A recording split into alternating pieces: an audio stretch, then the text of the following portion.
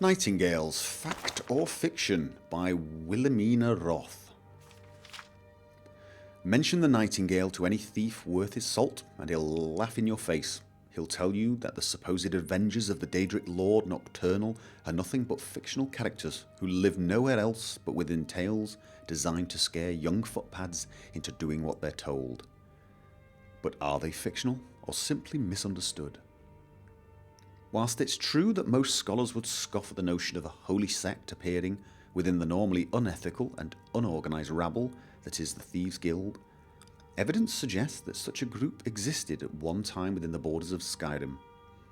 120 years before the publication of this tome, a corpse was discovered wearing a strange suit of armour that was described as forged midnight. The tattered armour bore a crest of some sort, the symbol of a bird embracing a circle of undetailed blackness. The remains and the armour was taken to the College of Winterhold for study, but mysteriously vanished only a day after it arrived. The crest from this armour was circulated around Skyrim for years, but identification proved almost impossible. Then the most unlikely sources, a prisoner incarcerated within the mines of Markarth, claimed that it was the mark of a group of thieves who called themselves the Nightingales.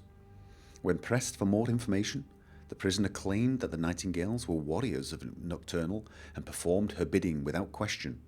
He claimed his source was someone he knew within the Thieves' Guild of Skyrim, but he refused to identify them by name, so his story was quickly dismissed. The second piece of evidence pointing to the existence of the Nightingales exists to this day just outside Riften. Discovered at the terminus of a short pathway off the main road stands a stone of unidentified blackened material. Carved into its face is the same avian symbol previously found on the dark suit of armour. To those that subscribe to the existence of the Nightingales, this was thought to be some sort of meeting place. To others, this symbol was once again dismissed as a hoax or simply a diversion created by the Thieves' Guild. The final and most controversial sample of evidence is a passage found scrawled in the inside of a cell wall in Whiterun. The cell had previously been occupied by a Dumner named Lorthus, was incarcerated for murder and was set for execution. After the deed was performed and Lorthus's cell was examined, the following was found etched into one of the stone blocks. "Take my hand, Lady Nocturnal, for it's my will to serve you. As a nightingale I'm born anew. Let my past echo our triumph." This is the first and only time that a solid connection between Nocturnal and the Nightingale has been made.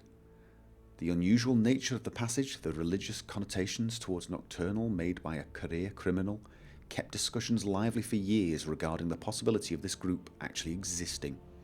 Sadly, since not a single piece of evidence beyond this has surfaced to date, this exciting discovery faded into obscurity and the debate subsided. With these scant samples of evidence, conclusions are difficult to formulate. All we're left with are more questions than answers. Can religion and thievery coexist? Does the Daedric Lord Nocturnal have active agents roaming Skyrim with a no doubt nefarious purpose? Does the Thieves' Guild have extensive knowledge of the Nightingales but remain sworn to secrecy? Perhaps one day the answers to these questions will be revealed, but at present it falls to you, the reader, to decide whether the Nightingales are fact or merely fiction.